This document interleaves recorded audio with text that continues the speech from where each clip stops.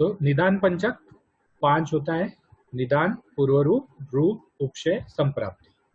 पिछली बार मैंने इन सभी चीजों को डिस्क्राइब कर दिया था कि निदान क्या होता है: रोग का कारण, पूर्व रूप, रोग उत्पन्न होने के पूर्व वाले लक्षण जिसमें रोग का नानात्मज लक्षण नहीं होता।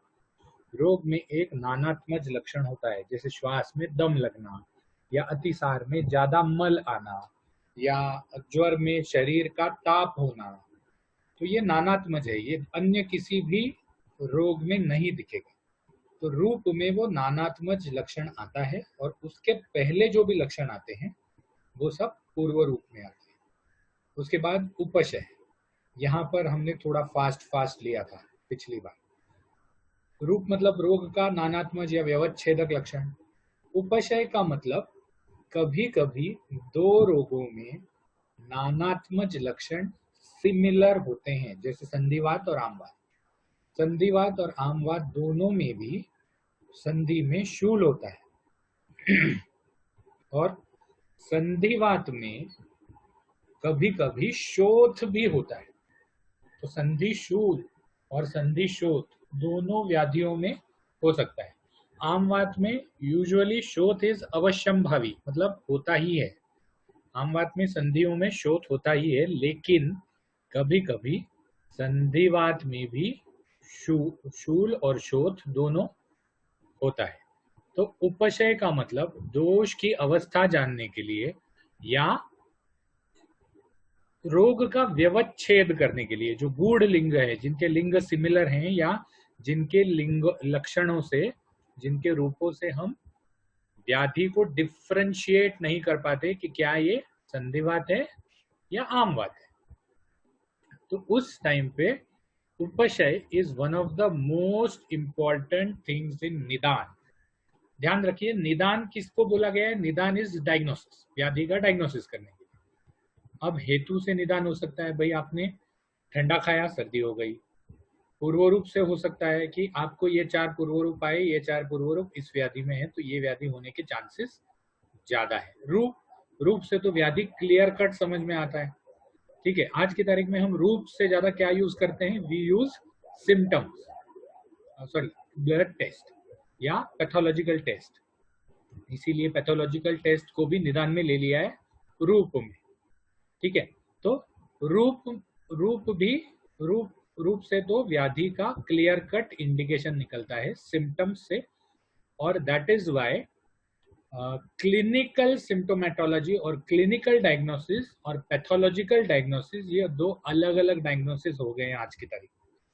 पैथोलॉजिकल डायग्नोसिस, अगर आपने कोई एक्सरे का या एमआरआई का रिपोर्ट अगर देखा हो, तो उसमें नीचे एक लाइन डाली हुई रहती है, या अगर हार्मोन के रिपोर्ट्स देखे हो तो नीचे एक लाइन डाली रहती है कि इससे ये लगता है, हाउएवर प्लीज कोरिलेट क्लिनिकली।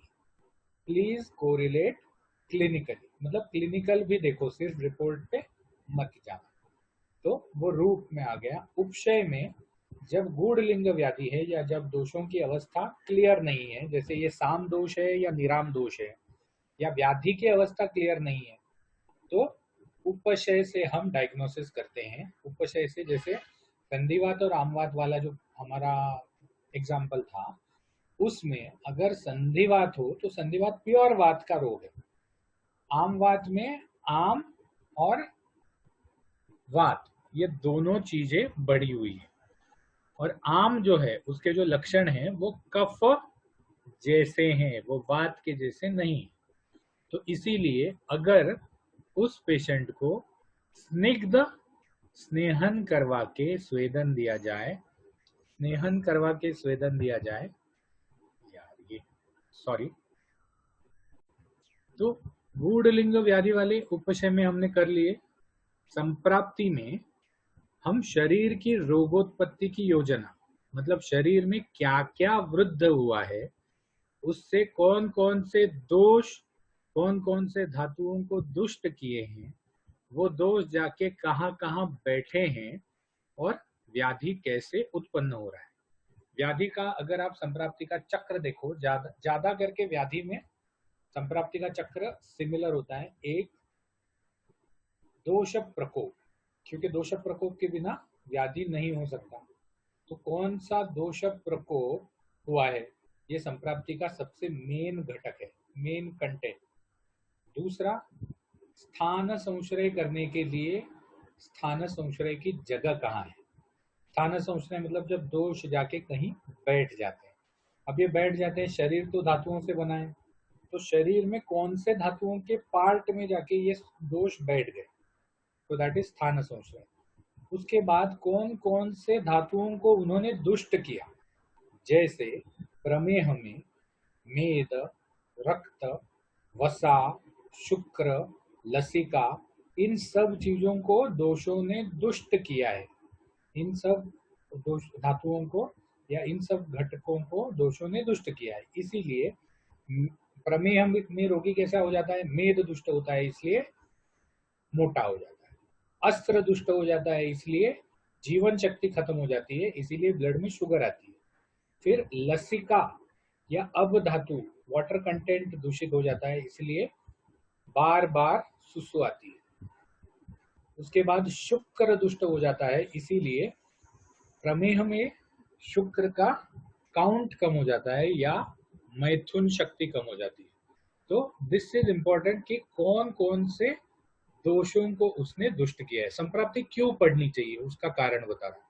हेतु तो है ही, लेकिन संप्राप्ति इसलिए पढ़नी चाहिए क्योंकि दोष, धातु और स्थान संश्रय ये तीन इंपॉर्टेंट घटक होते हैं उस व्याधि के।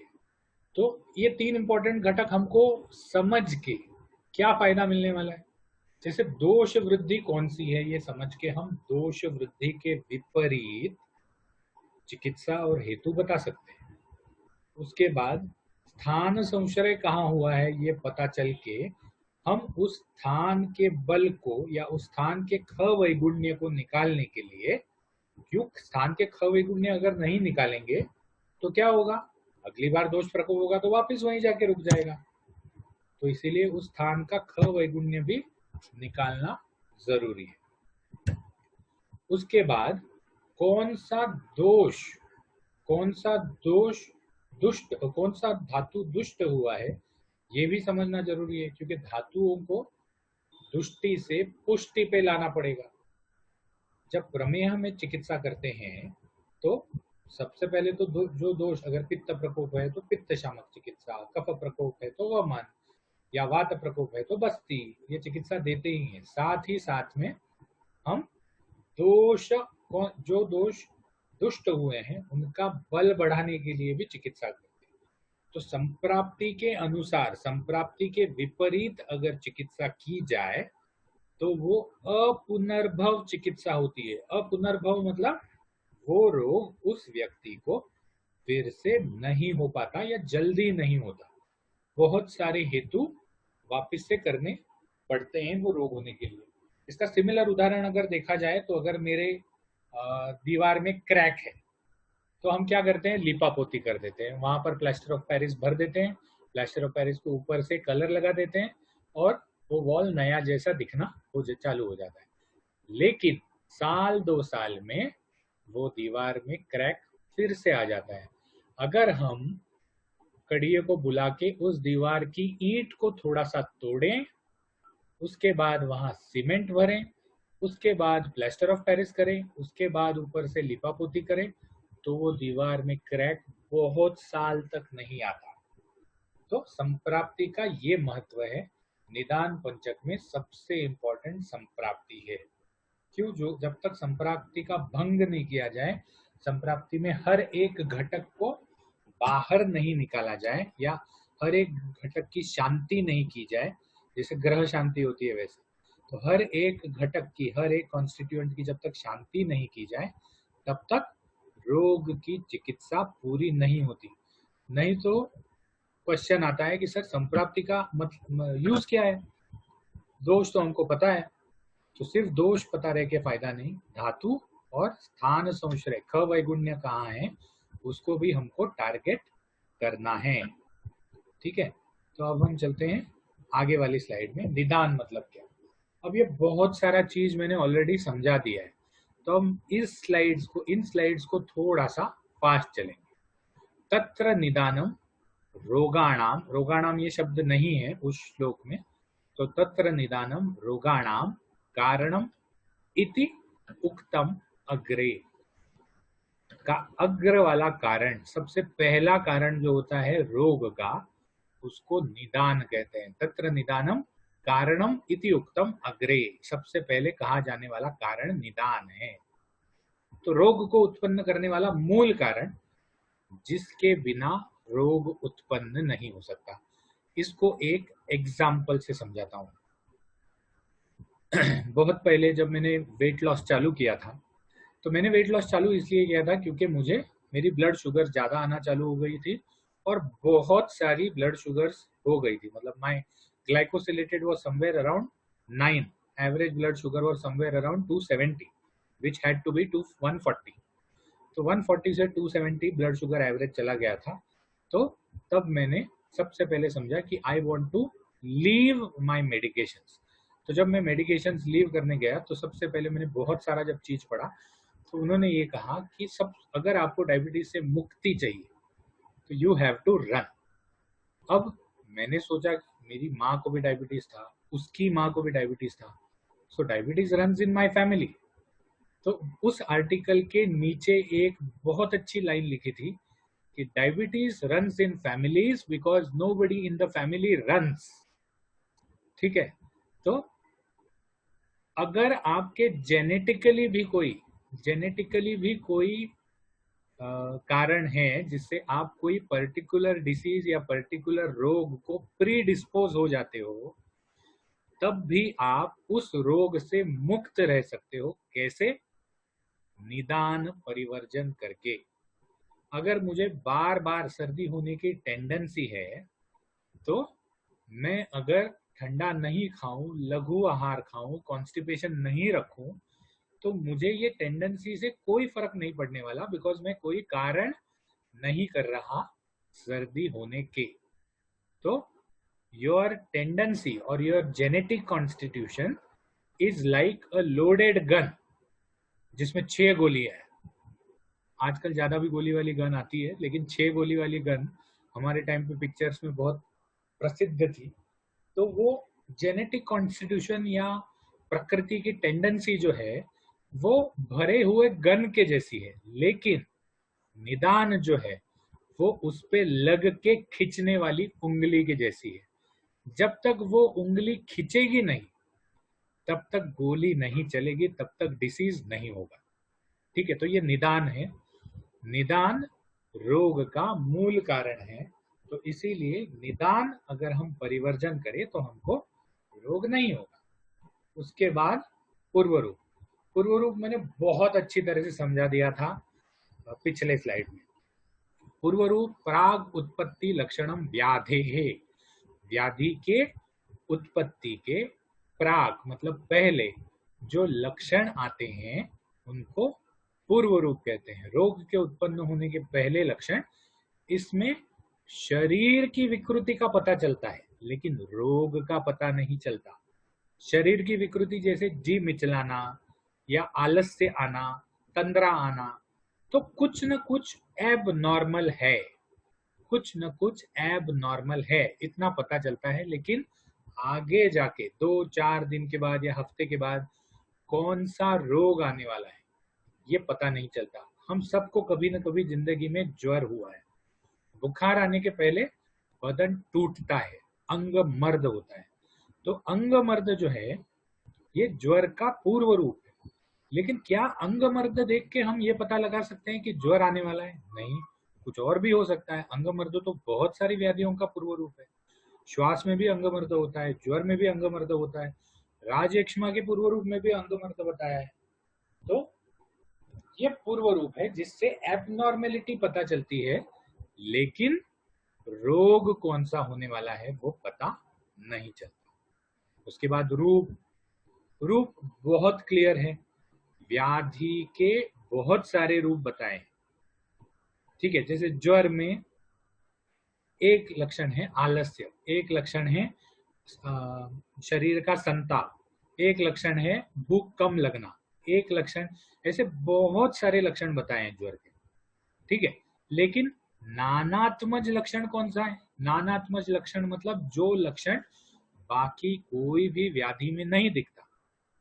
ठीक है, नाना, जैसे प्रमेह में भी आलस्य होता है, प्रमेह में भी आलस्य होता है। तो नानात्मज लक्षण क्या है? नानात्मज लक्षण है शरीर संताप। अतिसार में शरीर संताप नहीं होता, अतिसार प्रमेह में शरीर संताप नहीं होता, श्वास में शरीर संताप नहीं होता, हृदरोग में शरीर संताप नहीं होता।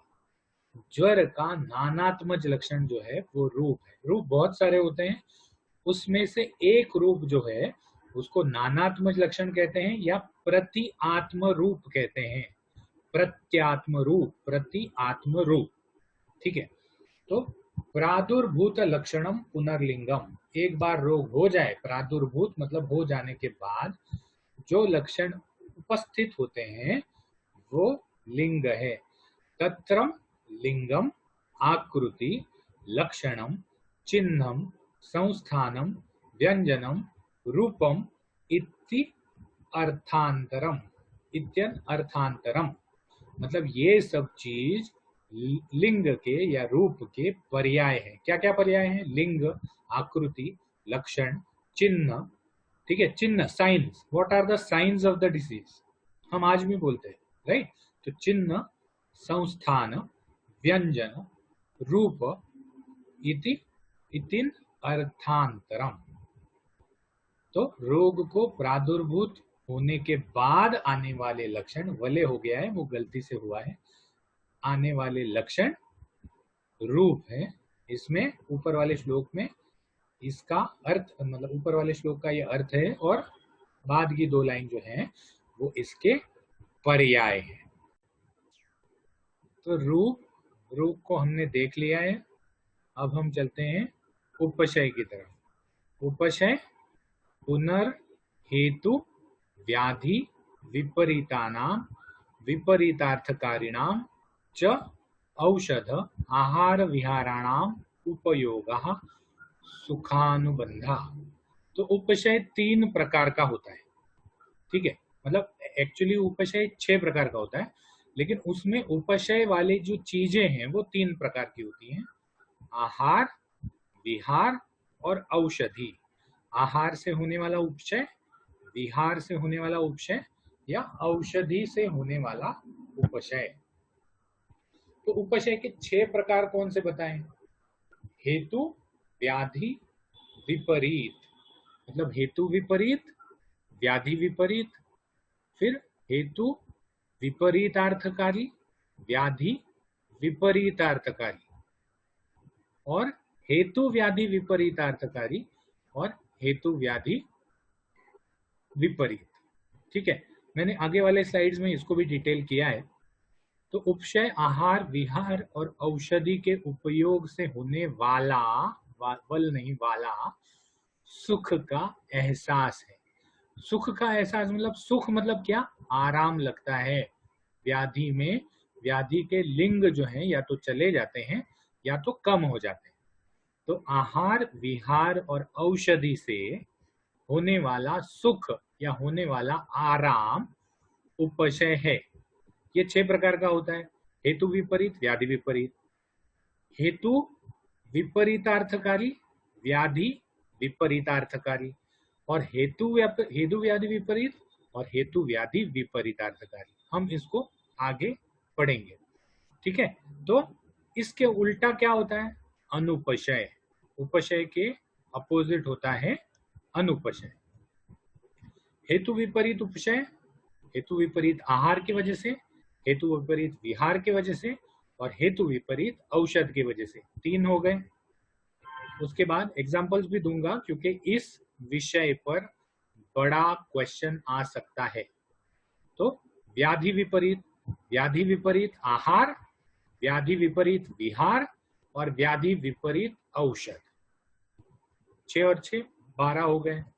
उसके बाद हेतु व्याधि विपरीत आहार, हेतु व्याधि विपरीत विहार, हेतु व्याधि विपरीत औषध। उसके बाद हेतु विपरीतार्थकारी। जब एग्जांपल दूंगा तो आपको समझ में आ जाएगा। हेतु विपरीतार्थकारी आहार, हेतु विपरीतार्थकारी विहार और हेतु विपरीतार्थकारी औषध। उसके बाद व्याधि विपरीतार्थकारी, व्याधि विपरीतार्थकारी आहार, व्याधि विपरीतार्थकारी विहार और व्याधि विपरीतार्थकारी औषध। उसके बाद हेतु व्याधि विपरीतार्थकारी, हेतु व्याधि विपरीतार्थकारी आहार, हेतु व्याधि विपरीतार्थकारी विहार और हेतु व्याधि विपरीतार्थकारी औषध। तो ये इतने सारे प्रकार हैं। अब हम इसके एग्जाम्पल्स देखते हैं। एग्जाम्पल्स में मैंने टाइप नहीं किए हैं, लेकिन मेरे पास एक बुक में है। ओके, तो ये दिख रहा है सबको? अगर दिख रहा है तो हाथ ऊपर कर दीजिए, hand, raise hand. Okay, thank you. तो हेतु विपरीत, हेतु विपरीत का अर्थ ये होता है कि हेतुओं से उलट चीज अगर दी जाए, हेतुओं से अगर उलट चीज दी जाए तो उससे आराम होता है। विपरीत मतलब उल्टा या अपोजिट। तो हेतु विपरीत में, हेतु विपरीत अन्न, जैसे श्रमजन्य वात ज्वर में मांसरस और चावल। श्रमजन्य मांसरस मतलब, श्रमजन्य मतलब जिसमें थकान ज्यादा हुई है। तो थकान ज्यादा हुई है, ऐसे वातजन्य ज्वर में मांसरस और चावल, ये दोनों चीज जो हैं ये अन्न है जो हेतु विपरीत है, जो श्रम को निकाल देते हैं, श्रम को निकाल देते हैं। तो ये अन्न, हेतु विपरीत अन्न में आप ये एग्जाम्पल दे सकते हैं। हेतु विपरीत विहार, आहार हमने देख लिया, अब विहार देखते हैं। हेतु विपरीत विहार, जैसे दिन में सोने से उत्पन्न कफत ज्वर में रात को जागना। तो कफत ज्वर क्यों उत्पन्न हुआ है? दिन में सोने से। दिन में सोने से कफ बढ़ गया, हेतु क्या है? दिन में सोना। तो हमने हेतु के विपरीत उसको चीज करने को बोला, हेतु विपरीत। रात में जागने को बोला है पेशेंट को, जिससे उसको उपशय मिल गया, आराम मिल गया। और हेतु विपरीत औषध, जिसमें शीत कफत ज्वर में, कफत ज्वर जिसमें अंदर गर्म लगता है लेकिन शरीर में गर्मी नहीं होती, तो शीत कफत ज्वर में उष्ण सौंठ को देना हेतु विपरीत औषध है। तो हेतु विपरीत आहार, श्रमजन्य श्रम वातजन्य ज्वर में मांसरस और चावल जो श्रम को हटाता है। विहार में दिन में सोने से उत्पन्न कफत ज्वर में रात को जागना, रात को जागना दिन में सोने के विपरीत है, तो इसीलिए वो हेतु विपरीत विहार हो गया। और हेतु विपरीत औषध, जैसे शीत कफत ज्वर में सौंठ देना। एग्जाम्पल्स याद रखिए या स्क्रीनशॉट निकाल के रख दीजिए, अगर आपकी बुक में नहीं है तो होगा ही वैसे। उसके बाद व्याधि विपरीत, व्याधि विपरीत मतलब व्याधि के लक्षणों के विपरीत, व्याधि के लक्षणों के विपरीत। तो व्याधि विपरीत आहार, जैसे अतिसार हो, किसी को द्रवमल प्रवृत्ति हो, तो उसमें मसूर देना, या उसमें पोमोग्रेनेट या दाडिम, अनार खाने को बोलना। अनार क्या है? अतिसार में लिक्विड ज्यादा बाहर निकलता है कूद के रास्ते से, अनार स्तंभन है, लिक्विड को रोकने वाला है। तो व्याधि के लक्षण के विपरीत अन्न हो गया। विहार में जैसे उदावर्त होता है, पेट में गैस ऊपर की तरफ चढ़ती है, तो उसमें जोर से प्रवाहन करने को बोला है। प्रवाहन मतलब जैसे हम संडास को बैठते हैं और संडास नहीं होता तो हम क्या करते हैं? प्रवाहन करते हैं, जोर लगाते हैं, तो दैट इज प्रवाहन। तो जब वात ऊपर की तरफ उठ रहा है तो प्रवाहन करने को बोलते हैं। उदावर्त में ऊपर की तरफ उठने वाला वात शरीर के ऊपरी हिस्से में प्रेशर बढ़ा देता है, तो हम उस प्रेशर को न्यूट्रलाइज कर, ये लक्षण है एक उस व्याधि का, तो उसको न्यूट्रलाइज करने के लिए हम नीचे की तरफ प्रेशर ज्यादा बढ़ाने को बोलते हैं। उदावर्त में प्रवाहन, व्याधि विपरीत विहार। और व्याधि विपरीत औषध जैसे अतिसार में ज्यादा वाटर कंटेंट निकल रहा है तो उसमें हम पाठा या कुटज ऐसी चीजें देते हैं जो स्तंभक है। पाठा या कुटज हम रेगुलर डाइट में नहीं खाते, मसूर पोमोग्रेनेट हम रेगुलर डाइट में खाते हैं, तो इसीलिए मसूर और पोमोग्रेनेट या अनार को अन्न के कैटेगरी में लिया जा सकता है, जबकि पाठा कुटज इनको औषध की कैटेगरी में लिया जा सकता है। अब हेतु व्याधि विपरीत मतलब ऐसी चीज जो हेतु के भी विपरीत है और व्याधि के भी विपरीत है, व्याधि के लक्षणों के भी विपरीत है। तो जैसे आहार, शीत ज्वर में ज्वर नाशक यवागु। अब शीत ज्वर हुआ है ठंडी की वजह से या बदन ठंडा है, तो शीत ज्वर में ज्वर नाशक यवागु देना। अलग अलग यवागुएं बताई हैं चरक ने चिकित्सा ज्वर चिकित्सा अध्याय में। तो ज्वर नाशक यवागु, अब इसमें हेतु और व्याधि के विपरीत क्या है? यवागु जो होती है वो उष्ण होती है, तो इसीलिए शीत ज्वर में काम आती है। प्लस ज्वरनाशक द्रव्यों से, ज्वरनाशक हर्ब से जब उसको सिद्ध किया जाता है, जैसे सौंठ डाल दी जाती है उसमें, तो सौंठ जो है वो आमपाचक है, इसलिए ज्वर का नाश करती है। तो ज्वरनाशक यवागुओं में यवागु हेतु पे काम करती है और उसमें जो ज्वरनाशक योग या ज्वरनाशक कंटेंट है वो व्याधि के लक्षण में काम करते हैं। औषध जैसे वातजन्य शूल में दशमूल, अब वात को तो दशमूल कम करता ही है, वात इसका हेतु है, वात बढ़ जाना, और शोथ को भी दशमूल कम करता है। इसीलिए हेतु व्याधि विपरीत औषध में वातजन्य शोथ में दशमूल यूज होता है। यहाँ हम लेक्चर एंड करते हैं।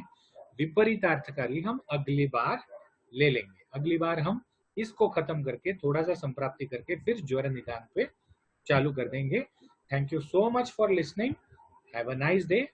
Bye bye.